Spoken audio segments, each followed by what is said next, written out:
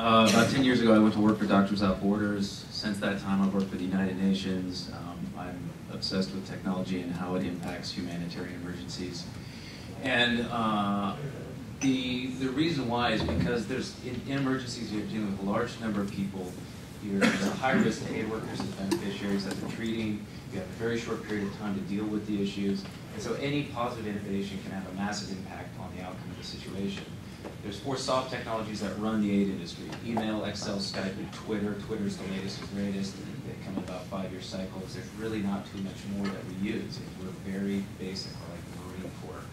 If it doesn't work, we're never going to drag it out to the field. A good example of Twitter is Ann Curry during Haiti tweeted that the U.S. Air Force was not letting Doctors Without Borders planes land. U.S. Air Force immediately let the plane land. Fistone selected it as the tweet of 2010. For hard technologies we use: mobile phone, Toyota Land Cruiser, satellite phone, and the satellite modem. Now there's 3 high-tech things and a pretty low-tech thing. My favorite is the Toyota Land Cruiser because it is a beautiful machine. It is the most refined piece of innovation, design, and technology. This is the MSF Canada website. You can actually go and either buy them one or buy a percentage for them. It's a wonderful machine, and that car saved more lives than just about any other vehicle in the world. You can cut it into pieces and glue it back together and weld it back together, and it works great. My first gig ever was in Ethiopia, mass vaccination. You're dealing with thousands of people a day. I have a whole bag of syringes in burn boxes. I'm walking through a field. I swing the bag up, feel a little poke in my back. Think, yeah, I've just contracted something. I didn't. I was fine. But even a better bag would have made my life a lot easier.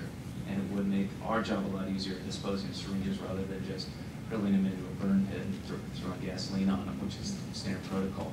Satellite phones are great, except you got to go up to a rooftop. And when you're in Baghdad, you're standing on a roof, you get silhouetted, you're a sniper target. So even high tech has its drawbacks. You just crouch down, you go inside, you run your entire mission off of SMS messages. 2004, I was in Chad for the Darfur refugees. Refugees were coming in. We designed a bunch of clinics. I hand sketched them on the ground there. We built them. Unfortunately, we built them out of grass mats. Donkeys eat grass mats when the guards fall asleep, so you have to end up redoing it with plastic, so plastic sheeting. Simple design stuff. 2007, we went to Sumatra, where we found the networks were jammed. That was from the Sumatra earthquake. We took some desktops, we threw in some squid proxies, and we ended up saving those teams about several hundred hours a month in time spent with their patients.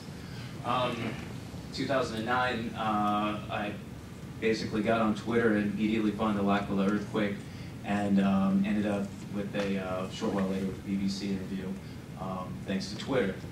2010, I was in Haiti for the earthquake. I was sent down to a village called Ansavo with the British military. We were supposed to discharge a bunch of food. We had these wonderful tools and all this equipment. And we get it into the village, and we're 100 feet short of the shore. So my discharge that ended up being 3.5 days could have been 1 day had I gotten that extra 100 feet. So how do I get that extra 100 feet? What's the innovation that needs to be, what innovation needs to take place so that I can get that 100 feet? The last organization I've had the privilege of working with is Containers Without Clinics. Right now, what they're doing is they're taking shipping containers, turning them into health clinics, and it's pretty amazing to see, how you can stuff a whole clinic into a tiny little 8x20 shipping container.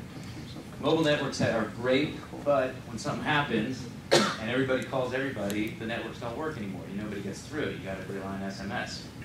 So networks, even though mobile networks are pushing out and making our jobs easier, they still have their drawbacks and problems.